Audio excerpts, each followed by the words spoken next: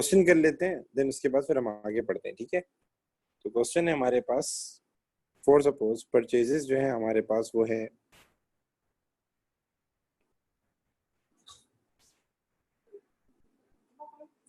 Purchases है हमारे पास 76,000, ठीक है।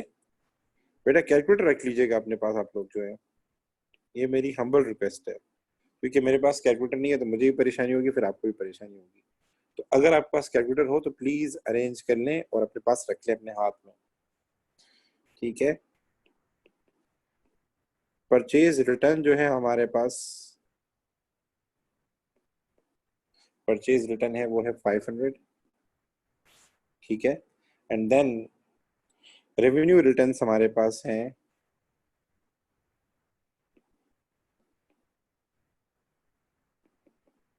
रेवेन्यू रिटर्न कहते हैं सेल्स रिटर्न को, वो है 1500। उसके बाद हमारे पास ओपनिंग इन्वेंट्री है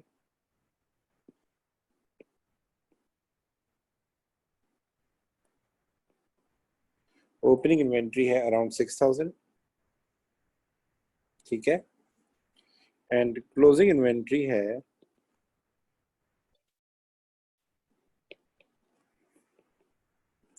क्लोजिंग इन्वेंट्री अराउंड 6500, ठीक है।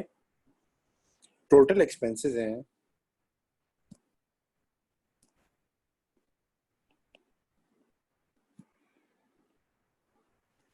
टोटल एक्सपेंसेस हैं 10,000, इंक्लूडिंग इन्हीं एक्सपेंस के अंदर हमने एक चीज इंक्लूड की हुई है, including interest on loan, including interest on loan, इसके अंदर इंटरेस्ट ऑन लोन भी इंक्लूडेड है, ठीक है। जब सवाल में आ रहा है टोटल एक्सपेंसेस ना, तो इसका मतलब ये कि उसने इसके अंदर लोन भी इंक्लूड कर लिया होगा, इंटरेस्ट ऑन लोन भी कैलकुलेट कर लिया होगा।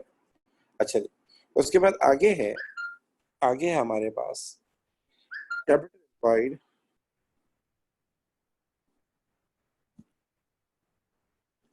कैपिटल एम्प्लॉयड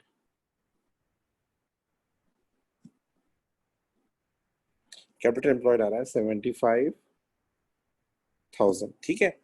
और इसके अंदर भी वो कह रहा है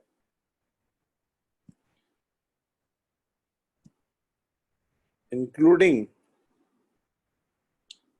10% लोन 20,000, इसके अंदर एक लोन भी इंक्लूडेड है जिसकी वैल्यू थी कितनी 20,000, और उस पर इंटरेस्ट हमारा, जब हम लोन लिखते हैं ना, लोन जैसे मैंने लोन लिखा है 20,000, तो उसके आगे ही उसका इंटरेस्ट रेट हम शो कर रहे होते हैं जो कि 10% है। अच्छा, ये आपके सामने सवाल है, कैलकुलेटर रख लें अपने पास ताकि मैं आपको चीजें जब कैलकुलेट कराऊंगा मुझे प्रॉब्लम होगी, ठीक है। तो मुंतहा बेटा, विजय बेटा, आप लोग अपने पास कैलकुलेटर रख लें। अब क्वेश्चन क्या है, ठीक है, आप लोगों ने मेरी हेल्प करनी है, मैं आपको बताता जाता हूँ। क्वेश्चन पहला ये है कि कॉस्ट ऑफ सेल्स फाइंड करें। क्या फाइंड करें? कॉस्ट ऑफ सेल्स फाइंड करें, पहला पार्ट कि what is cost of sales. तो आप लोग फाइंड कर लें जब तक। कॉस्ट ऑफ सेल्स का सर क्या मतलब होता है? अगर आपने इनकम स्टेटमेंट बनाई हो तो हम सबसे पहले क्या लिखते हैं कॉस्ट ऑफ सेल्स में? सेल्स के बाद ओपनिंग इन्वेंट्री, फिर परचेजेस, फिर परचेज रिटर्न माइनस करते हैं, फिर कैरेज इनवर्ड ऐड करते हैं, and then closing inventory minus करते हैं। ये उसकी बात कर रहे हैं, ठीक है। तो पहला पार्ट ये है कि आप ये बताएं कि what is cost of sales, और दूसरा सवाल ये है 75,000। जी बेटा सब बताएं मुझे, क्या सबका आंसर 75,000 आ रहा है? सर ओपनिंग इन्वेंट्री कितनी है? बेटा मुझे लग रहा है सही होगा तुम्हारा आंसर। ओपनिंग इन्वेंट्री है 6,000, फिर क्या आएगा? परचेजेस, परचेजेस कितना है? 76,000। ये आप देख सकते हैं, मैं आपको हाईलाइट कर देता हूँ। देखें, ये ओपनिंग इन्वेंट्री है, ये परचेजेस है, और परचेज रिटर्न माइनस होगा, परचेज रिटर्न माइनस होगा तो माइनस कर देंगे 500। सर फिर क्या आता है? कैरेज इनवर्ड आता है, कैरेज इनवर्ड है नहीं, तो फिर क्या आएगा? क्लोजिंग इन्वेंट्री, और क्लोजिंग इन्वेंट्री भी क्या होती है? माइनस होती है, तो माइनस 6,500। जी बेटा क्या आंसर आया विजय बेटा? 75,000 है सर। 75,000 आया, गुड बेटा, 75,000 1000, बहुत आ रहा, बहुत आ रहा। एक मिनट कीजिएगा, मैं चेक करूं। चलिए ठीक है, रिकॉर्डिंग चेक कर रहा था, हो रही नहीं हो रही। ओके बेटा, बिल्कुल सही बेटा, बिल्कुल सही। अब अगला पार्ट है ग्रॉस प्रॉफिट बताना है। ग्रॉस प्रॉफिट बताना है। सर ग्रॉस प्रॉफिट कैसे फाइंड करते हैं? बहुत आसान है। सेल्स में से आप लोग कॉस्ट ऑफ सेल्स माइनस कर दें। और सेल्स कौन सी लेते हैं? नेट लेते हैं। कौन सी लेते हैं? नेट सेल्स लेते हैं, नेट रेवेन्यू लेते हैं। तो अगर आप सर सवाल में 20 देखें 25,000। 25,000, बहुत आला। सवाल में रेवेन्यू आ रहा है 101,500, रेवेन्यू रिटर्न आ रहा है 1500, और कॉस्ट ऑफ सेल्स ऊपर निकाली थी। तो 101,500 हमारे पास, ये देखें, ये हमारे पास है रेवेन्यू, और ये हमारे पास है रेवेन्यू रिटर्न। तो आप इन दोनों को देख लें, एडजस्ट कर लें। तो ये हो जाएगा 101,500 माइनस 1500, और माइनस कॉस्ट ऑफ सेल्स कितनी आ रही थी? 75,000। तो हमारे पास ये नेट आ जाएगा बेटा कितना? 25,000। जी सर। 25,000 हमारे पास आ गया ग्रॉस प्रॉफिट। यहां तक बेटा कोई इशू किसी को भी? Is there any issue? जी बेटा, चलें जी, अगला पार्ट करते हैं। अगला पार्ट ये है, मैं इसको मिटा रहा हूँ सारा। ये फिगर्स याद कर लीजिएगा बेटा, कि कॉस्ट ऑफ सेल्स है 75,000 और जीपी हमारे पास है कितना? 25,000। ये फिगर याद रखिएगा, ठीक है? क्योंकि मैं आगे करवा रहा हूँ, ताकि मैं चाह रहा हूँ सवाल सामने हो आपके। अच्छा जी, आगे चलते हैं। आगे हमारे पास नेक्स्ट पार्ट है। नेक्स्ट पार्ट में वो कह रहा है कि भाई ये बताओ, नेक्स्ट पार्ट में कह रहा है कि ये बताओ हमारा मार्कअप कितना है। ग्रॉस प्रॉफिट मार्कअप बताओ। ग्रॉस प्रॉफिट मार्कअप बताओ। सर मार्कअप कैसे फाइंड करते हैं? मार्कअप फाइंड करने का तरीका है, मार्कअप फाइंड करने का तरीका है, हम जीपी लिखेंगे, और जीपी को डिवाइड किससे करेंगे? कॉस्ट ऑफ सेल से करेंगे। सो जीपी कितना है हमारे पास? 25,000 डिवाइडेड बाय 75,000 मल्टीप्लाई बाय 100। अच्छा, यहाँ पे एक छोटी सी बात बता दो, मुझे आंसर बताएं पहले क्या आ रहा है, फिर मैं आपको एक छोटी सी बात बताऊं जो पेपर में ख्याल। 33.33। जी, अब देखिए आपका आंसर डेसिमल में आ रहा है। क्या आ रहा है? डेसिमल में आ रहा है। तो पेपर में एग्जामिनर समटाइम लिख देता है जब आंसर डेसिमल में आ रहा हो, तब होल नंबर में नहीं आ रहा हो। जैसे अगर 25,000 को अगर मैं 1 लाख से डिवाइड करता, आंसर आता 25, तो आप क्या लिखते? 25%। लेकिन जब आंसर डेसिमल में आ रहा हो तो क्वेश्चन पैदा होता है, सवाल ही पैदा होता है कि मैं कितने डेसिमल नंबर में लिखूं। तो उसमें यह है कि एग्जामिनर बता देता है, एग्जामिनर बता देता है, कहता है 2 डेसिमल प्लेस। कितने? 2 डेसिमल प्लेस। तो फिर आपने प्रॉपर राउंड ऑफ करके, प्रॉपर तरीके से जिस तरह राउंड ऑफ करते हैं वैसे करके आंसर शो करना है। तो आप क्या करेंगे? अगर पेपर में लिखा है 2 डेसिमल प्लेस, तो आप लिखेंगे 33.33% ऐसे शो करेंगे। अगर आपने 2 डेसिमल प्लेस में नहीं लिखा तो आपका मार्क्स चला जाएगा, 1 मार्क्स चला जाएगा, आपको बता रहा हूँ, लिटरली बता रहा हूँ। तो ये ख्याल करना है। अच्छा जी, चौथा पार्ट ये है कि ये बताएं मार्जिन कितना होगा। बेटा क्विकली मुझे बताइएगा, क्योंकि मैं चाहूंगा टाइम बचे, हम ज्यादा से ज्यादा सर प्रैक्टिस कर मार्कअप सकें। 26.66 आ रहा है। किसका? Gross profit markup. Calculator use कर रहे हो या तुम मोबाइल यूज कर, वो कैलकुलेटर यूज कर रहे हो या मोबाइल यूज कर रहे हो? पहले ये बताओ। मोबाइल। मोबाइल में यही होता है। मोबाइल में पता है क्या सीन कैलकुलेटर होता है? अभी है नहीं ना, अभी कैलकुलेटर नहीं है। हाँ, यही बोला, मोबाइल में इस तरह की प्रॉब्लम आती है थोड़ी बहुत। तो आप कैलकुलेटर यूज करके देखें। मोबाइल में असल में वो थोड़ा सा डिवाइड वाले को पहले कर देता है, मल्टीप्लाई वाले को बाद में करता है। ये कुछ सीन है, कुछ इस तरह का सीन है, मुझे याद नहीं आ रहा। या बच्चे क्या ना मल्टीप्लाई कर देते हैं, डिवाइड, इस तरह कोई चक्कर हो जाता है। तो मैं बोलूंगा कोशिश करो कैलकुलेटर यूज करो, रेशियोज के अंदर स्पेशली, क्योंकि प्लस माइनस थोड़ी हो रहा है, डिवाइड भी हो रहा है, मल्टीप्लाई भी हो रहा है, तो आंसर सही आएगा तुम्हारा। ठीक है। अच्छा बेटा, मार्जिन पे आते हैं जरा। मार्जिन में ऊपर ग्रॉस प्रॉफिट लिखेंगे, नीचे लिखेंगे नेट रेवेन्यू। क्या लिखेंगे? नेट सेल्स लिखेंगे। सर 25। एक्सीलेंट, एक्सीलेंट, बहुत आला, बहुत आला बेटा, बहुत लेवल है तुम्हारा। मल्टीप्लाई बाय 100, तो ये कितना हो जाएगा? ये हमारे पास हो जाएगा 25%। ठीक है, माइक बंद कर दे बेटा, माइक बंद कर दे प्लीज। नेक्स्ट पार्ट है, नेक्स्ट पार्ट है, नेक्स्ट पार्ट है, प्रॉफिट मार्जिन बताएं। क्या बताएं? प्रॉफिट मार्जिन बताएं। नेक्स्ट पार्ट है, वो कह रहा है प्रॉफिट मार्जिन बताएं। सर ऊपर क्या आएगा? Profit for the year. तो प्रॉफिट फॉर द ईयर आपको निकालना पड़ेगा। कैसे निकालेंगे? सोच ले थोड़ा सा पहले। जीपी आपको दिया हुआ है, इनकम स्टेटमेंट आप लोगों ने बनाई है, तो इस जीपी में से आप एक्सपेंसेस माइनस कर दें। आपके पास क्या आ जाएगा, आपके पास प्रॉफिट आ जाएगा।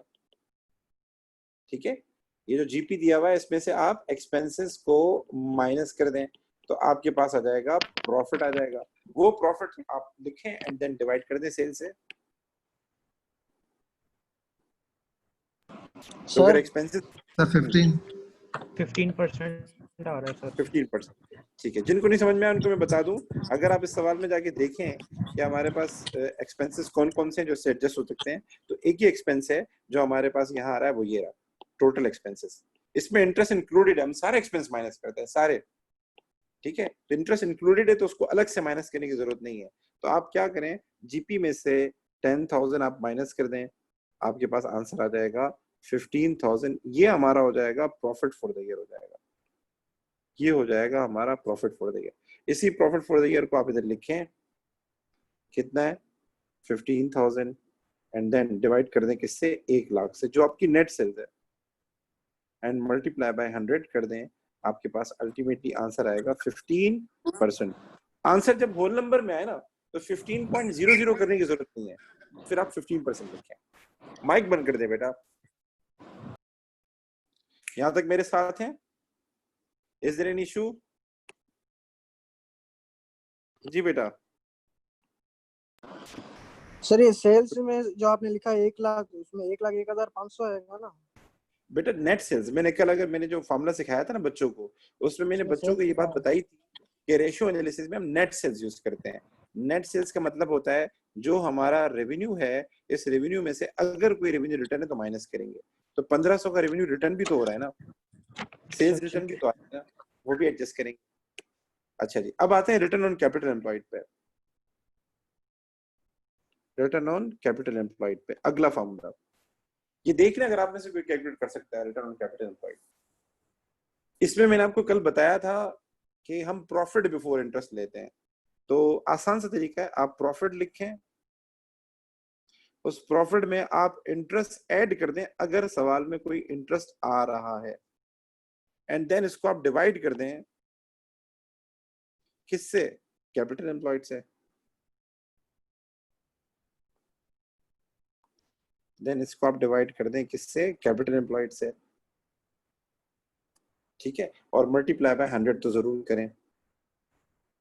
मेरे पास जगह नहीं, मैं लिख दिया। जी बेटा, मैं जब तक चाय का एक सिप लेता हूँ, आप लोग तो चाय नहीं पियेंगे इंशाल्लाह, मैं चाय का एक सिप ले लेता हूँ। सर कैपिटल एम्प्लॉयड में लोन भी ऐड करेंगे? नहीं, लोन तो उसने ऐड किया हुआ है ना। उसने लोन, पता है लोन की फिगर क्यों बताई है, इंटरेस्ट कैलकुलेट करने के लिए बताई है, क्योंकि मसला उसने ये किया है कि एक्सपेंसेस में ये नहीं बताया कि इंटरेस्ट कितना है। क्योंकि तुम क्या करोगे, प्रॉफिट में इंटरेस्ट ऐड करोगे, प्रॉफिट तो पता है तुम्हें कितना है, 15,000। ठीक है, इसमें तुम इंटरेस्ट ऐड 2,000 करोगे, ऐड करेंगे। Excellent excellent. तो ये इसने लोन की फिगर इसलिए दी है ताकि तुम इंटरेस्ट मालूम कर सको, इसलिए दी है उसने। सर 22.66 देख लेते हैं, 15,000 प्रॉफिट था बेटा, देख लें 15,000 हमारा प्रॉफिट था। ठीक है, इस प्रॉफिट में हमें इंटरेस्ट ऐड करना होगा अगर हो तो। सर इंटरेस्ट इसने बताया नहीं है तो थोड़ा दिमाग लड़ाएं। इसने में लोन की फिगर दी हुई है और उस पर इंटरेस्ट रेट दिया हुआ है। तो हम सबको पता है जब हम इनकम स्टेटमेंट बनाते हैं तो इंटरेस्ट कैसे कैलकुलेट करते हैं, हम लोन की फिगर पे परसेंटेज अप्लाई कर देते हैं। तो आप 22.66 एक्सीलेंट, देख लेते हैं बेटा, ये हो जाएगा 2,000 इंटरेस्ट।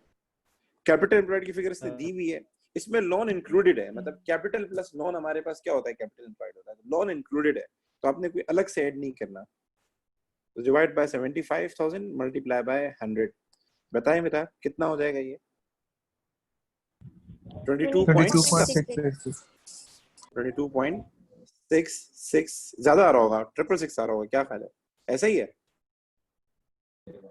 जी जी। अब इसमें एक इशू है, अगर वो कहता है 2 डेसिमल प्लेस में लिखो और आपने क्या किया 22.66 करके यहाँ परसेंटेज लगा दिया, 1 मार्क्स तो पक्का गया आप लोगों का।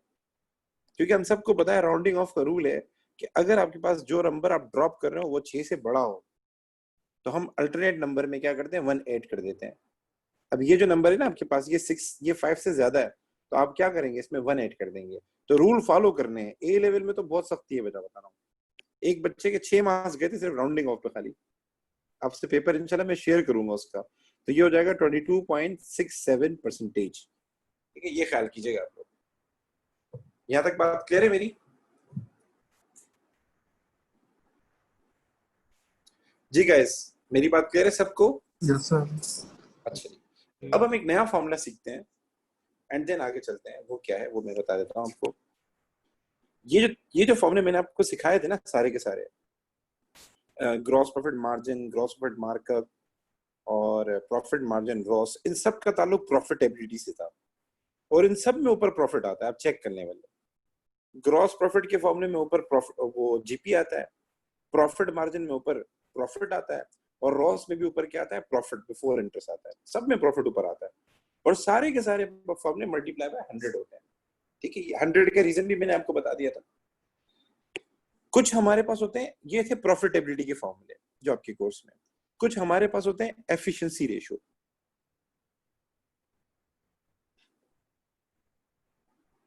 एफिशिएंसी रेशियोज, एफिशिएंसी का मतलब होता है कि आप बिजनेस को मैनेज करने में कितने अच्छे हैं, कॉस्ट बचाने में कितने अच्छे हैं, चीजों को मैनेज करने में, चीजों को सेल करने में, पैसे रिकवर करने में। अगर मैं अकाउंटिंग की बात करता हूँ, आप कितने अच्छे हैं। सो मैनेजमेंट के हवाले से ये कैलकुलेट होते हैं, मैनेजमेंट के हवाले से।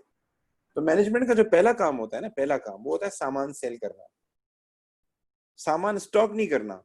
सामान पड़ा रहेगा तो आउटडेटेड हो जाएगा, सामान पड़ा रहेगा तो आउट ऑफ फैशन हो जाएगा, सामान पड़ा रहेगा तो पड़े पड़े खराब हो जाएगा, सामान पड़ा रहेगा तो वेयर हाउसिंग कॉस्ट बढ़ जाएगी, गोदाम का खर्चा बढ़ जाएगा। तो बिजनेस का जो पहला काम होता है इन टर्म्स ऑफ एफिशिएंसी, कि सामान पड़ा नहीं रहे, चलता रहे, मूव होता रहे, बिकता रहे, आए बिके आए बिके। तो उसके लिए सबसे पहले हम एक फॉर्मूला यूज करते हैं चेक करने के लिए कितनी एफिशिएंट है। वो हमारे पास कहलाता है इन्वेंट्री टर्नओवर इन डेज। मैं लिख देता हूं, उसके लिए पहला फॉर्मूला यूज होता है इन्वेंट्री टर्नओवर इन डेज। ठीक है, इस फॉर्मूले में हम क्या करते हैं, सबसे पहले हम लिखते हैं एवरेज इन्वेंट्री। ठीक है, एंड देन इसको डिवाइड कर देते हैं कॉस्ट ऑफ सेल्स से एंड देन मल्टीप्लाई बाय कर देते हैं 365 से। पहले मतलब समझा दो क्या है इसका। इन्वेंट्री टर्नओवर इन डेज का मतलब ये है, इन्वेंट्री का मतलब होता है वो चीज जो नहीं बिकी अभी तक। ठीक है, जो आपकी अभी तक सेल नहीं हुई है, इन्वेंट्री का मतलब ये होता है। और टर्नओवर का बेटा मतलब क्या होता है? टर्नओवर सेल्स को कहते हैं। टर्नओवर किसको कहते हैं? सेल्स को कहते हैं। सो इन्वेंट्री टर्नओवर का मतलब ये है कितनी इन्वेंट्री हमारी बिक चुकी है। ठीक है, और इन्वेंट्री टर्नओवर इन डेज की जब हम बात करते हैं, हम सामान सेल करने में कितना टाइम लगाते हैं, how frequently we sell our inventory. हम कितनी जल्दी अपना माल बेचते हैं, कितनी जल्दी अपना माल बेचते हैं, कितनी देर लगाते हैं, 6 दिन लगाते हैं, 10 दिन लगाते हैं, जब माल हमारे पास आ जाता है। तो ये जितना हम कम टाइम लगाएंगे उतना ही अच्छा है बिजनेस के लिए, ताकि माल हमारे पास पड़ा नहीं रहे और जल्द अज जल्द निकले और हम पैसे रिकवर कर सकें। तो इसके लिए हम क्या करते हैं, सबसे पहले हम लिखते हैं एवरेज इन्वेंट्री। एवरेज इन्वेंट्री इसलिए लिखते हैं कि अगर आप देखें, opening inventory and closing inventory, ये दोनों वो माल है जो अभी तक बिके नहीं। ये लास्ट ईयर नहीं बिका था माल और ये इस साल नहीं बिका है माल। ठीक है, तो दोनों में फर्क नजर आ रहा होगा आपको। ऊपर वाली वैल्यू 6000 है, नीचे वाली वैल्यू 6500 है। तो इस फर्क को खत्म करने के लिए हम क्या करते हैं, एवरेज ले लेते हैं। ठीक है, तो पहले लिखते हैं हम एवरेज इन्वेंट्री, वो माल जो नहीं बिका उसका एवरेज ले लेते हैं। नीचे हम लिखते हैं cost of sales. Sir cost of sales क्यों लिखते हैं? कॉस्ट ऑफ सेल्स वो माल है जो आपका बिक चुका है।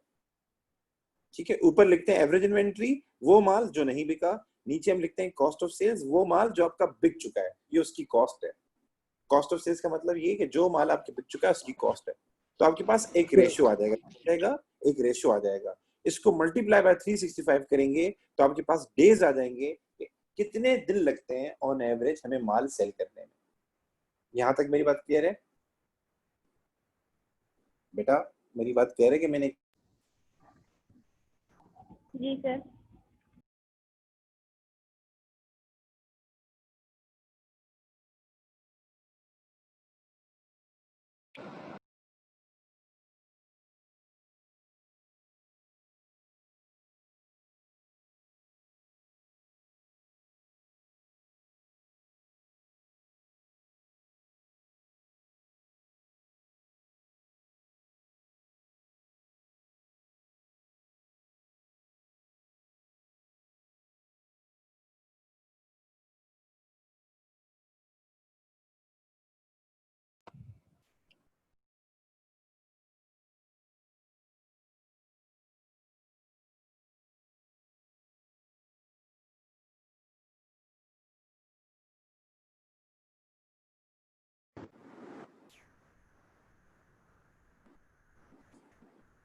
मैं रिकॉर्डिंग ऑन कर देता हूँ एंड स्क्रीन नजर आ रही है आप लोगों को मेरी?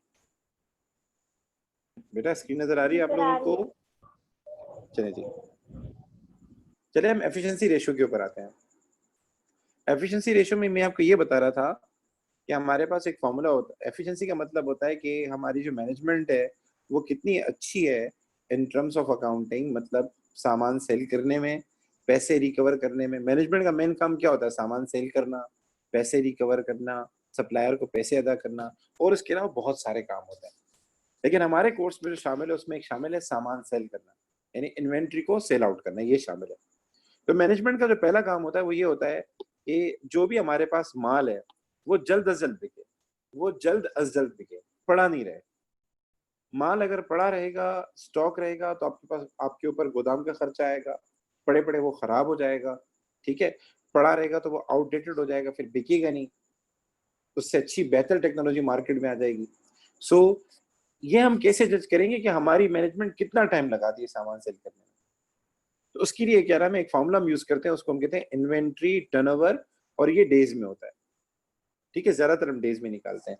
इन्वेंट्री का मतलब होता है वो माल जो अभी तक नहीं बिका, और टर्नओवर का मतलब होता है वो माल जो बिक चुका है, यानी सेल्स। तो सबसे पहले हम लिखते हैं एवरेज इन्वेंट्री। इन्वेंट्री मतलब वो माल जो नहीं बिका, ठीक है। एवरेज क्यों लेते हैं? क्योंकि हमारे पास ओपनिंग इन्वेंट्री भी होती है, क्लोजिंग इन्वेंट्री भी होती है। तो कभी कभार ओपनिंग ज्यादा होती है, कभी कभार क्लोजिंग ज्यादा होती है। तो उसको खत्म करने के लिए कि ओपनिंग ज्यादा है, क्लोजिंग ज्यादा है, हम एक एवरेज ले लेते हैं, ठीक है। उसके बाद हम लिखते हैं cost of sales. Sir cost of sales क्यों लिखते हैं? सेल्स वो माल होता है जो आपका बिक चुका होता है, सेल्स। तो ऊपर इन्वेंट्री कॉस्ट पे आती है, तो हम चाहते हैं सेल्स भी कॉस्ट पर आ जाए।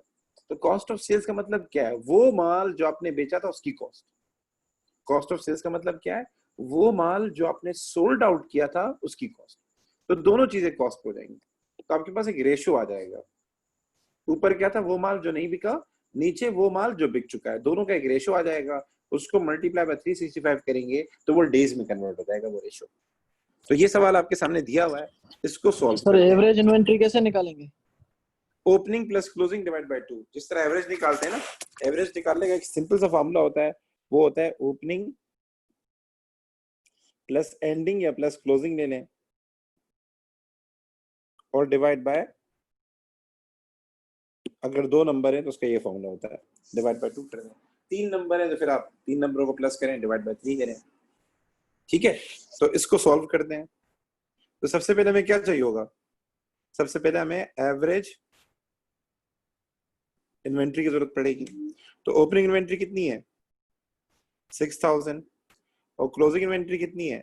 6500, ठीक है। इनको प्लस करेंगे और डिवाइड बाय 2 करेंगे। यास्मीन बेटा क्या आंसर आएगा?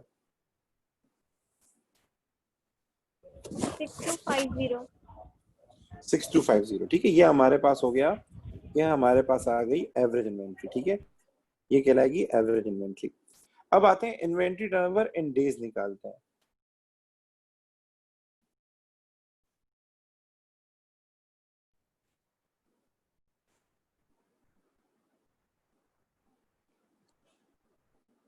तो सबसे पहले ऊपर क्या लिखेंगे? Average inventory 6250 divided by cost of sales लिखेंगे। कॉस्ट ऑफ सेल्स कितनी थी? 75,000, और मल्टीप्लाई कर दें, पूरे साल में 365 दिन होते हैं ऑन एवरेज। 30 कितना? 3030। अच्छा, इसके बारे में एक रूल ये है कि आपने होल नंबर में लिखना है। डेज कभी डेसिमल में नहीं होते, डेज कभी डेसिमल में नहीं होते। आप कभी होटल में भी चले जाए ना, वो कभी पैसे चार्ज करते हैं ना दिनों के, लाइक कितने दिन आपने स्टे किया है, तो वो पैसे इस तरह चार्ज नहीं करते कि आपने 1.25 डेज स्टे किया है तो बिल इतना बना, आपने 1.5 डेज गुजारा है होटल में तो आपके दिन इतने बने, आपके पैसे इतने बने। आपने 1.75 डेज स्पेंड किया तो पैसे इतने बने, वैसे नहीं करते। अगर आपने एक दिन स्टे किया तो एक दिन का बिल लगता है। अगर आपने 1.5 दिन स्टे किया, 1.5 दिन, 6 या 7 घंटे ज्यादा स्टे कर लिया किसी हॉस्पिटल में या किसी होटल में, तो फिर वो 2 दिन का बिल लगाते हैं वहां पे। तो कभी भी डेज में आंसर आए ना, डेज में, तो डेसिमल में नहीं लिखना, आपने उसको होल नंबर में कन्वर्ट करना है। किसमें कन्वर्ट करना है? होल नंबर में। और होल नंबर में भी अपवर्ड करना है। क्या करना है? अपवर्ड करना है। उस पे मैं आता हूँ। इसका आंसर पता है कितना आ रहा है?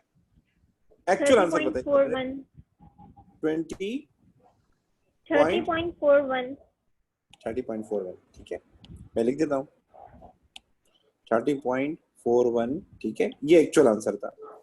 लेकिन जब पेपर में आप करेंगे ना तो आप 30.41 नहीं लिखिएगा, इसको आप राउंड ऑफ करेंगे। क्या करेंगे? राउंड ऑफ करेंगे। तो डेज के लिए रूल ये है 31 कि आप डेज के लिए रूल ये है कि आपने अपवर्ड जाना है डेज के लिए, क्योंकि डेज जो होते हैं ना वो जब आपके लाइक फॉर सपोज किसी भी होटल में आप 1.4 डेज स्टे करें 1.4, तो वो आपसे एक दिन का बिल नहीं लेगा, वो आपसे 2 दिन का बिल लेगा। वो बोलेंगे दूसरा दिन दाखिल हो चुका है।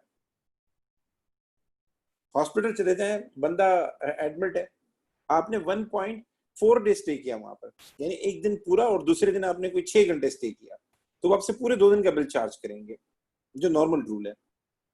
वो ये नहीं करेंगे कि क्या नाम है चलो मोहब्बत में छोड़ दें, वो पूरे दिन का लगा देंगे आपके ऊपर। तो डेज में आपने ये ख्याल करना है कि डेज में आपने अपवर्ड राउंड करना है। मतलब अगर आप पास आंसर 30.2 भी आ रहा है, 30.2 भी आ रहा है, तो भी आप 31 लिखेंगे उसको। तो 30.41 आ रहा है तो आप इसका आंसर क्या कर देंगे? 31 डेज कर देंगे। यहां तक मेरे साथ है बेटा? यहां तक बात क्लियर है? डेज के लिए, जी सिर्फ सर। डेज के लिए। वो रेशियोज जिनमें डेज के अंदर आंसर आता है, आपके कोर्स में 3 रेशो है जिनमें डेज में आंसर आता है। उसमें राउंडिंग ऑफ अपवर्ड करनी है और आंसर होल नंबर में लिखना है, डेसिमल में नहीं लिखना आपने आंसर। ठीक है, डेसिमल में लिख दें लेकिन उसको फिर कन्वर्ट कर दीजिएगा। अच्छा, ये जो इन्वर्टेड आंसर इन डेज है, ये टाइम्स में भी आता है। ये अगर फॉर्मूला हम डेज में निकालते हैं तो टाइम्स में भी आता है। टाइम्स में ये होगा कि 365 हट जाएगा, तो वो भी लिख देता हूं मैं आपके सामने। उसमें क्या होगा? उसको कहते हैं rate of invented number. Rate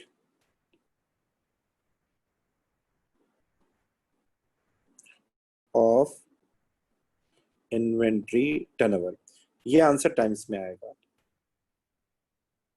ठीक है, इसका फॉर्मूला क्या है? इसमें बड़ी वैल्यू ऊपर चली जाएगी कॉस्ट ऑफ सेल्स, और डिवाइड कर देंगे एवरेज इन्वेंट्री से। तो अगर इसको टाइम्स में कन्वर्ट करना हो तो ऊपर मैं लिखूंगा कॉस्ट ऑफ सेल्स 75,000, नीचे लिखूंगा एवरेज इन्वेंट्री 6250। बताएं क्या आंसर आया 12 इसमें? 12 जी भाई 12। ठीक है, तो हम लिख देते हैं 12 टाइम्स। सिर्फ टाइम्स में जब आंसर आता है वो क्या शो करता है? टाइम्स में ये बताता है कि हमने पूरे साल में कितनी दफा उसको सेल आउट किया, माल को, नया माल मंगवाया एंड सेल आउट किया। तो 12 टाइम्स क्या बता रहा है? पूरे साल में, पूरे ईयर में 12 दफा हमने नया माल मंगवाया एंड देन बेचा, 12 दफा। और आप देख भी सकते हैं हमें कोई 31 दिन लगते हैं ऑन एवरेज माल सेल करने में, 31 दिन लगते हैं। तो हमने जनवरी को माल मंगवाया, जनवरी के एंड पे सेल कर दिया। फरवरी के शुरू में माल मंगवाया, फरवरी के एंड में सेल कर दिया। मार्च के शुरू में माल मंगवाया, मार्च के एंड में सेल कर दिया। यानी हर महीने के शुरू में माल आता था और हर महीने के एंड तक वो खत्म हो जाता था। इसका मतलब साल में कितनी दफा माल आया होगा? 12 दफा माल आया था, 12 दफा आपने बेचा उसको। बात समझ में आ रही है मेरी? तो ये अच्छा है या बुरा, इस पर हम बाद में बात करेंगे। अभी सिर्फ आप इसका मतलब समझ लें कि इस रेशो का क्या मतलब है। यहां तक मेरी बात क्लियर है जी गाइस? जी सर। ठीक है, हम नेक्स्ट सवाल की तरफ जाते हैं। बेटा ये फॉर्मूला नोट डाउन कर लें, फॉर्मूला जो आप नोट डाउन कर लें, हम नेक्स्ट सवाल की तरफ जाते हैं। 1 मिनट वेट कर लीजिएगा, जस्ट मैं कुछ चीजें कंफर्म करूं।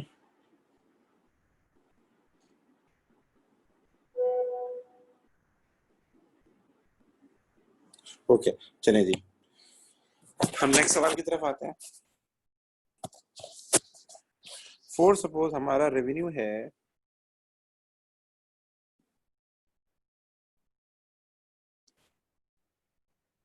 हमारा रेवेन्यू है 55,100, ये हमारा रेवेन्यू है।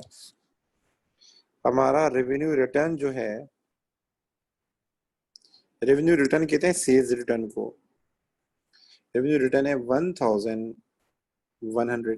ठीक है, और हमारा मार्जिन आ रहा है 33 1/3%। ठीक है, हमारा प्रॉफिट मार्जिन आ रहा है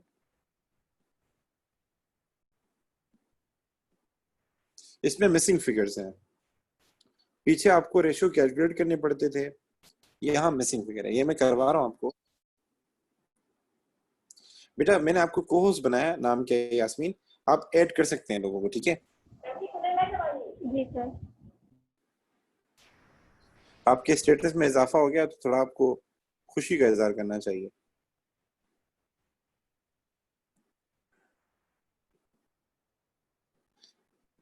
रेट ऑफ इन्वेंटरी टर्नओवर है 12 टाइम्स,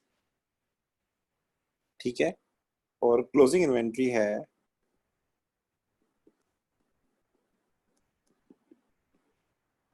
अभी हम कैलकुलेशन ही सीख रहे हैं, तो आपके पेपर में कैलकुलेशन में दो चीजें होती हैं, एक होती है कि आपको वैल्यूज दी होंगी, आपको फॉर्मूला निकालना होगा, यानी परसेंटेज निकालनी होगी, ठीक है, और एक होता है आपको परसेंटेज दी होगी, वैल्यूज निकालनी होगी।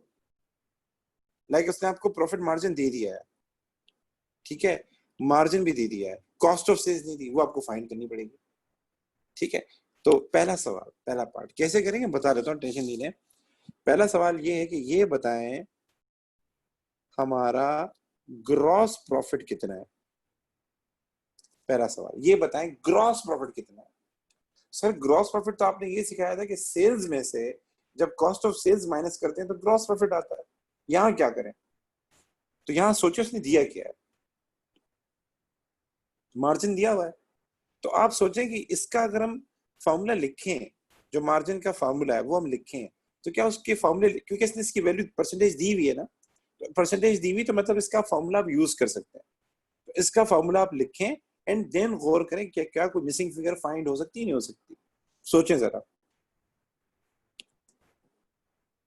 सोचें एंड मुझे बताएं ग्रॉस प्रॉफिट कितना है, फिर मैं बताता हूं क्या होगा।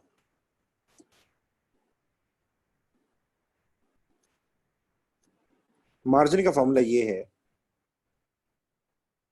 अगर आप सबको याद हो, ग्रॉस प्रॉफिट, और हम क्या करते थे इसको डिवाइड करते थे नेट रेवेन्यू से, अगर आपको याद हो,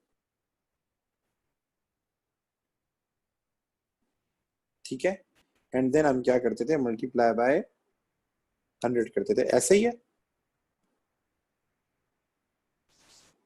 तो आप लिख लें 33 1/3%। नेट रेवेन्यू कितना है सर, 55,100 माइनस 1100, बताएं कितना आ जाएगा।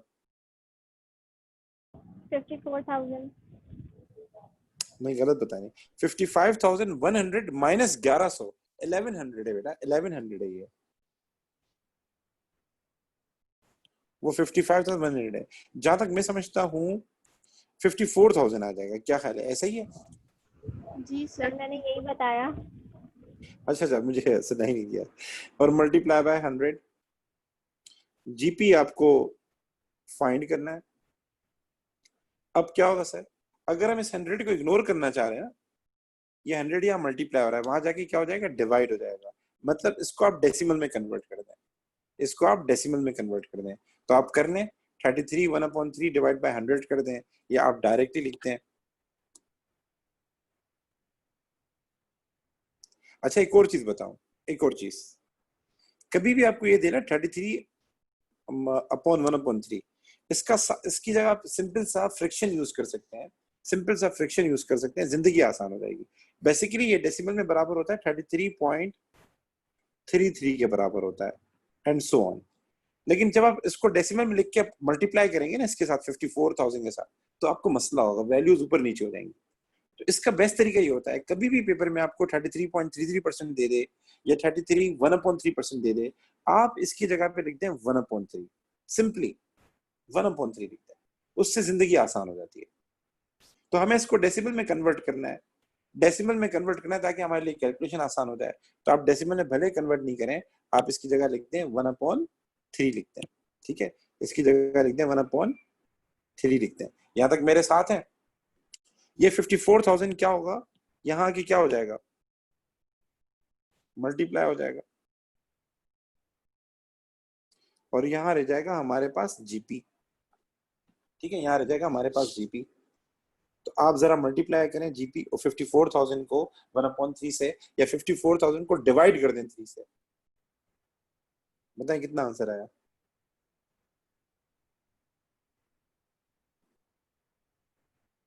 फिर आपको एक और आसान तरीका जी 18,000 18,000। अच्छा, आपको एक और चीज बताओ, देखिए आप सबको पता है कि मार्जिन किस पे लगता है, सेल्स पे लगता है, सबको पता है ना।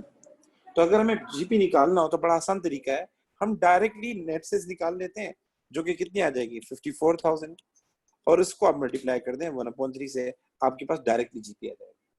तो कुछ बच्चे क्या करते हैं, ये तो समझाने के लिए मैंने फॉर्मूला लिखा है, कुछ बच्चे डायरेक्टली भी कर देते हैं, क्योंकि मार्जिन की दोस्ती किसके साथ होती है, सेल के साथ होती है। उसने मोहब्बत किससे की होती है, सेल से की होती है, वो उसके बगैर नहीं रह सकता। तो आप क्या करें, 54,000 मल्टीप्लाई बाय 1/3 कर लें, तो आपके पास आंसर आ जाएगा जीपी कितना है। यहाँ तक मेरे साथ, यहाँ तक बात क्लियर है बेटा? सर ये फिर 33 1/3 लिखा है ना आपने तो। हाँ हाँ, ये मैंने समझाने के लिए लिखा है कि 33/1/3 का क्या मतलब है, समझाने के लिए लिखा है मैंने, ठीक है। अच्छा जी, आगे चले बेटा, नेक्स्ट पार्ट करें। सोहन बेटा, आर यू देयर? जी सर, ये समझ में नहीं आ रहा। समझ में नहीं आ रहा, मैं समझा देता हूँ, परेशान नहीं हो। बेटा मैंने लिखा 33, देखो मार्जिन है, मार्जिन की वैल्यू कितनी है हमारे पास, मार्जिन की वैल्यू हमें दी हुई है सवाल में 33/1/3%। मैंने भी क्या किया, मैंने भी 33/1/3% लिख लिया, जो सवाल में दी थी वही वैल्यू लिखी। फिर सही है। तुम इसको जब अब क्या करना है, अब नेक्स्ट स्टेप ये करना है कि यहाँ दिया हुआ है 100, ठीक है, ये 100 मल्टीप्लाई हो रहा है, इसको तुम लेकर आओगे यहाँ पे, तो ये क्या हो जाएगा, डिवाइड हो जाएगा, डिवाइड हो जाएगा। तो आप कैलकुलेटर उठाएं, लिखें 33/1/3 डिवाइड बाय 100, आपके पास आंसर आ जाएगा 33 पॉइंट, ओ सॉरी 0 पॉइंट, इस तरह आंसर आ जाएगा, ऐसे कुछ आ जाएगा, ठीक है। आप करो जरा, चेक तो करो, 33/1/3 डिवाइड बाय 100, चेक करो, आपके पास आंसर आ जाएगा 0.33333, इस तरह आंसर आ जाएगा। अब उसमें मसला ये होता है कि 0.33 है ना, अगर तुम इसको मल्टीप्लाई करो, चेक करो, मल्टीप्लाई करो 54,000 से क्या आ रहा है। आप सबके पास कैलकुलेटर होंगे, तो आप जरा मल्टीप्लाई करें 0.333 मल्टीप्लाई बाय 54,000, क्या आंसर आ रहा है। राउंड ऑफ मत कीजिएगा, जो आंसर आ रहा है वो बताइएगा। 17,982। हाँ ठीक है, ये आंसर आ रहा है। अब पता है इशू क्या है, अगर तुम इसको, ये जो हमारे पास जो कैलकुलेटर में आंसर आ रहा है ना, जो कैलकुलेटर में आ रहा है वो काफी बड़ा होगा, वो काफी बड़ा होगा, एग्जैक्ट वो वाला मल्टीप्लाई करोगे तो 18,000 आ जाएगा। कैलकुलेटर में क्या होता है, बच्चे क्या करते हैं, इक्वल टू का बटन दबा के या डायरेक्ट मल्टीप्लाई का बटन दबा के 54,000 कर देते हैं, जिसकी कैलकुलेशन अच्छी होती है। हाँ लेकिन सही है। जहाँ कैलकुलेशन जिसकी अच्छी नहीं होती ना, या जो बेचारा टेंशन में होता है, तो वहां उसको प्रॉब्लम होती है। तो मैं बच्चों को हमेशा कहता हूँ कि आप सबको पता है कि 33% को मुझे कन्वर्ट करना है उसमें डेसिमल में, मुझे 33/1/3 को कन्वर्ट करना है डेसिमल में। तो इसका आसान सा तरीका है, 33% का मतलब क्या होता है, 100 का तीसरा हिस्सा। 33% का मतलब क्या है, 100 का तीसरा हिस्सा, यानी हर चीज के 3 हिस्से कर दो, ठीक है। तो आपने सिंपल क्या करना है, बजाय 0.33 लिखने के, क्योंकि आंसर सही नहीं आएगा, ऊपर नीचे हो जाएगी वैल्यू, उसकी जगह लिखते हैं 1/3। क्या लिखते हैं, 1/3 लिखते हैं, जिंदगी आसान करेंगे। कुछ चीजें तुम्हें थोड़ा सा खुद अडॉप्ट करनी पड़ेंगी मैथ्स की वजह से, अगर आपकी मैथ्स स्ट्रॉन्ग हो तो आपको अडॉप्ट करनी पड़ेगी, ठीक है। चलिए आगे चलते हैं।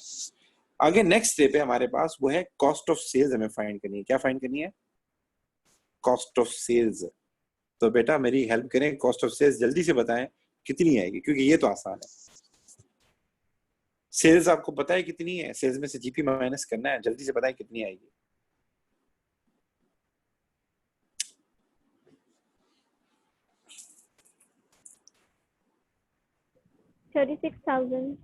एक्सीलेंट। आपने क्या किया, आपने 54,000 ली, नेट सेल्स लेते हैं बेटा सोहन बेटा, माइनस उसमें से किया कितना, 18,000 आपने माइनस किया। हाँ सर। आपके पास आंसर कितना है, 36,000 बेटा। जी सर। जी सर। मार्कअप बताएं कितना आ रहा है, अब मैं नहीं बताऊंगा, अब आप लोगों ने करना है, मार्कअप कितना आ रहा है। सर मार्कअप का फॉर्मूला क्या है सबको पता है?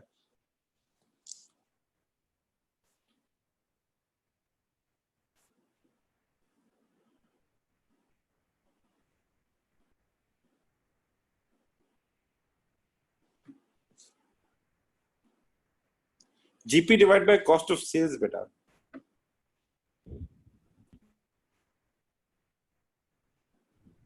सर मार्कअप परसेंटेज पता चलेगी ना?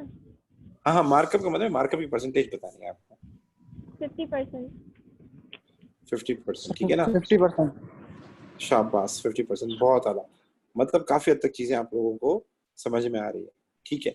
अगला पार्ट मुझे ये बताएं, प्रॉफिट फॉर द ईयर कितना है?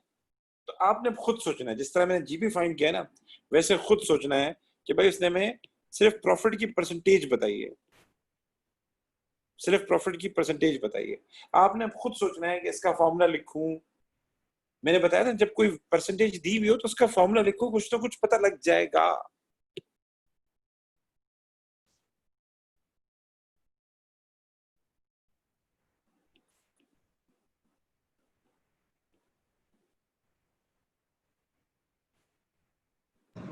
सर 18,000। नहीं, 18,000 से नहीं होगा, कम होगा। ज्यादा बता दिया तुमने। कोशिश की है, गुड, बहुत आला, बहुत आला।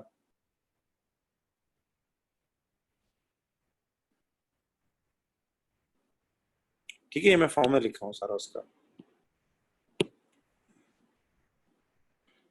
अब देखो, जिसको नहीं हो वो देख ले। आप पहले उसका फॉर्मूला लिख लें। भाई इसने मैं प्रॉफिट की परसेंटेज दी है ना, मैंने उसका फॉर्मूला लिख दिया पूरा, ठीक है। Multiply by. अब इसके अंदर वैल्यूज पुट कर दें जो जो गिवन है आपके पास। लाइक ये कितना आ जाएगा, 12.5%। प्रॉफिट तो हमें फाइंड करना है, तो इसको एज इट इज रहने दें। ये हो जाएगा मल्टीप्लाई बाय 100। 6750। बहुत आला, बहुत आला। ये हो जाएगा हमारे पास 54,000, ठीक है। ये हमारे पास आ गया। अच्छा जी, अब आपने करना क्या है, ये जो परसेंटेज दी हुई है ना आपको, इसको डेसिमल में कन्वर्ट करना है, ठीक है। वैसे भी यहाँ मल्टीप्लाई बाय 100 आ रहा है, यहाँ जाके क्या हो जाएगा, डिवाइड हो जाएगा। तो सिंपल सा तरीका है, आप इस 100 को इग्नोर कर दें और 12.5% को डिवाइड कर दें 100 से, तो ये हो जाएगा हमारे पास 0.125। और ये जो आपके पास दिया हुआ है 54,000, ये यहाँ आ जाएगा, तो क्रॉस मल्टीप्लाई हो जाएगा। तो मल्टीप्लाई बाय कर दें 54,000 से, ठीक है। 100 को तो हमने एडजस्ट कर दिया ना। हमने 100 को कैसे एडजस्ट किया, ये 12.5 है, उसको हमने डिवाइड कर दिया 100 से, क्योंकि ये 100 आके यहाँ क्या हो जाएगा, डिवाइड हो जाएगा, ठीक है। तो ये आ गया 0.125, ये 100 हो गया खत्म। और 54,000 को हम यहाँ लेकर आ गए, तो ये इससे क्या हो जाएगा, मल्टीप्लाई। तो एट द एंड जो आंसर आएगा वो क्या होगा, वो हमारे पास हो जाएगा प्रॉफिट। बताएं कितना आया प्रॉफिट हमारे पास? जी बेटा, यास्मीन बेटा आप कुछ बता रहे थे। Be quick guys, be quick. 6750। 6750। 50। ये हमारे पास आ गया प्रॉफिट फॉर द ईयर, ठीक है बेटा, यहां तक मेरे साथ है। अगला पार्ट है वो ये कहता है, ये बताओ एक्सपेंसेस कितने हैं हमारे एक्सपेंसेस कितने हैं, ये बताओ हमारे एक्सपेंसेस कितने हैं। अब आप खुद सोचें, प्रॉफिट आपको पता लग गया है, इनकम स्टेटमेंट बनाते हैं ना, सेल्स लिखते हैं, कॉस्ट ऑफ सेल्स लिखते हैं, फिर जीपी आता है। जीपी भी इसने दे दिया है हमें, ठीक है, और प्रॉफिट भी दे दिया है, एक्सपेंस पूछ रहा है। तो इनकम स्टेटमेंट को जरा थोड़ा समराइज कर दें, इजी बना दें अपने लिए। तो अगर आप इनकम स्टेटमेंट को इजी बनाएंगे तो आप सबको पता है, ग्रॉस प्रॉफिट में से एक्सपेंसेस को जब माइनस करते हैं तो हमारे पास क्या आता है, प्रॉफिट आता है। ऐसा ही है सोहन बेटा, इनकम स्टेटमेंट जब बनाते हैं तो जीपी में जी से जी। एक्सपेंस करते हैं तो प्रॉफिट आता है। तो सर जीपी कितना है, जीपी ये देखें 18,000, प्रॉफिट कितना है 6750, लिख लें। ये हो जाएगा 18,000 माइनस एक्सपेंसेस, और प्रॉफिट कितना है 6750। अब सर क्या करना है, अब आप इन दोनों का डिफरेंस ले लें, ठीक है, क्योंकि ये एक्सपेंस वहां जाके प्लस हो जाएगा और ये 6750 यहाँ के माइनस हो जाएगा, तो इन दोनों का डिफरेंस ले लें तो आपके पास क्या आ जाएंगे, आपके पास एक्सपेंसेस आ जाएंगे। सर मैंने यही किया था। 11250 कितने? 11250 11250, ठीक है। ये बात मैं आपको पहले ही बता दूं, पेपर में मिसिंग फिगर्स बहुत आती हैं, ये जो आप निकाल रहे हैं ना, ये बहुत इस तरह के सवाल बहुत आते हैं। मतलब आपको ये सारे दे देगा, जो वैल्यूज दी लिखी है ना ऊपर आपको कि इतना परसेंट है, ये इतना परसेंट है, ये दे देगा, वैल्यूज फाइंड है। हम करेंगे प्रैक्टिस, ये तो अभी आपकी शुरुआती दिन है, ठीक है, लेकिन अपना जहन बना लें कि आपका इनकम स्टेटमेंट बड़ी ग्रिप हो, ठीक है। अब आखिरी पार्ट है वो हम करते हैं, आ जाए। आखिरी पार्ट है, ये सारा मिटाऊं या रहने दूं? चलें, अब मैं नीचे लिख देता हूँ। चलें, एवरेज इन्वेंट्री फाइंड करें। नहीं, एवरेज इन्वेंट्री फाइंड नहीं करें, सब्र करें। हाँ, एवरेज इन्वेंट्री फाइंड करें। कुछ सोचें। सर एवरेज इन्वेंट्री के लिए ओपनिंग प्लस क्लोजिंग चाहिए होता है, सवाल में ओपनिंग तो दी नहीं है, ओपनिंग नहीं दी, क्लोजिंग थी, अब क्या करें? तो कहीं और किसी फॉर्मूले में एवरेज इन्वेंट्री आती है, और सवाल में जरा गौर करें, रेट ऑफ इन्वेंट्री टर्नओवर दिया और उसके आगे उसकी वैल्यू भी दी हुई है। वैसे हम ये मालूम करते हैं, रेट ऑफ इन्वेंट्री टर्नओवर ये हमें मालूम करना पड़ता है, यहां उसने इसकी वैल्यू दी हुई है, तो इसका मतलब इसका फॉर्मूला यूज होना है। तो अभी आपने सीखा है टाइम्स वाले का फॉर्मूला क्या होता है, ये देखें, cost of sales divide by average inventory. तीन चीजें, cost of sales divide by average inventory is equal to rate of inventory turnover. तो ये वाला फॉर्मूला नोट डाउन कर लें, इसको यूज करेंगे अभी हम एवरेज इन्वेंट्री फाइंड करने के लिए। शाबाश बेटा। कॉस्ट ऑफ सेल्स भी आपको पता है कितनी है,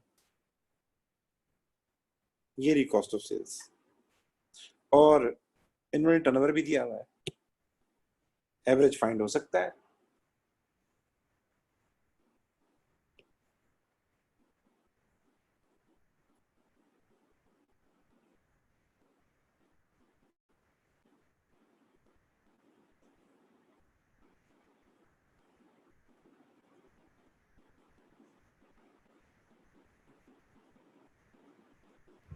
Sir, 3000 आएगा आंसर? मेरे ख्याल से सही बता रहे होंगे आप, देख लेते हैं। ये हो जाएगा 12, ये हो जाएगा कॉस्ट ऑफ सेल्स, ये रही बेटा, ठीक है, ये हो जाएगा 36,000 डिवाइड बाय एवरेज, ठीक है। अब क्या होगा सर, अब आप जो है एवरेज को यहां लेकर आए और 12 को वहां लेके जाएं, तो ये हो जाएगा basically 36,000 divided by 12 is equal to average inventory. अब बताएं कितना आंसर आया? 3000 3000, शाबाश बेटा। तो एवरेज इन्वेंट्री आ गई 3000। सोहन बेटा कोई इशू?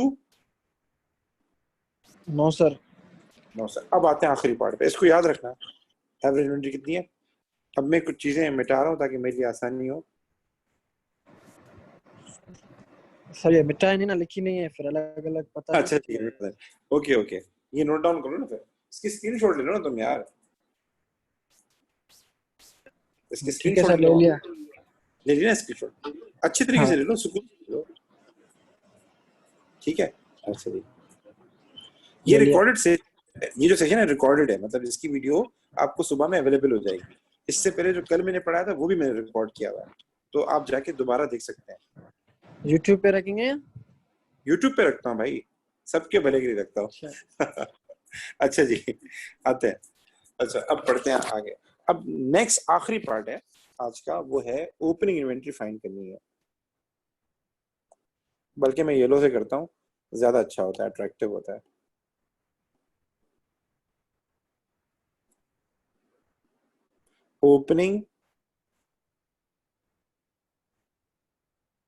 ओपनिंग इन्वेंट्री आपने फाइंड करनी है। सर क्लोजिंग इसमें दी हुई है, ओपनिंग कैसे फाइंड करें? तो अभी आप सोचे आपने एवरेज इन्वेंट्री फाइंड की थी, अगर आपको याद पड़े, ये देखें ये एवरेज इन्वेंट्री है। एवरेज इन्वेंट्री का कोई फॉर्मूला होता है वैसे? गौर करें, कुछ हो जाए, देखिए पूरी गेम फॉर्मूले की है, फॉर्मूला याद होना है, कहीं वैल्यू फाइंड करने के लिए होता है, कहीं रेशियो फाइंड करने के लिए यूज होता है। तो इस सवाल में रेशियो दिए हुए सारे के सारे। तो एवरेज इन्वेंट्री 3000 ये आपको पता है, तो इसका फॉर्मूला यहाँ लिखिए पहले, फिर जिंदगी आसान हो जाएगी। क्लोजिंग आपको वैसे ही पता है कितनी है। तो ओवर टू यू, आप लोगों के पास 2-3 मिनट है, आप सोचें, फिर मैं करवा देता हूँ।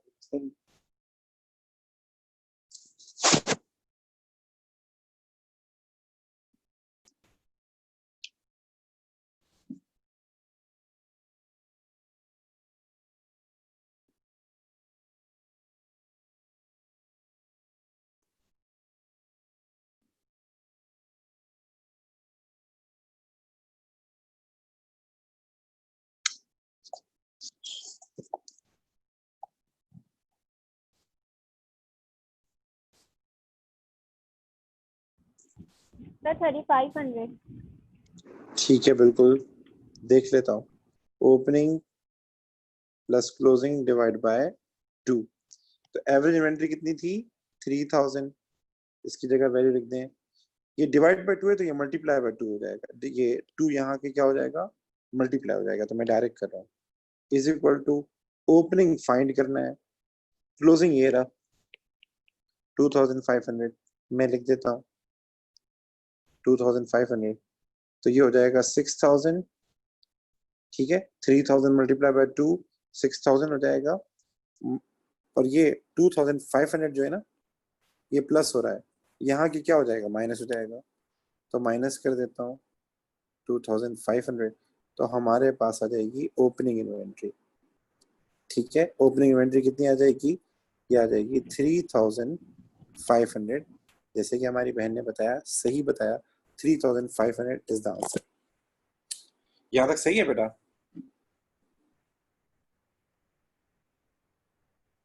यहाँ तक बात जी क्लियर सर। हुई बेटा सबको?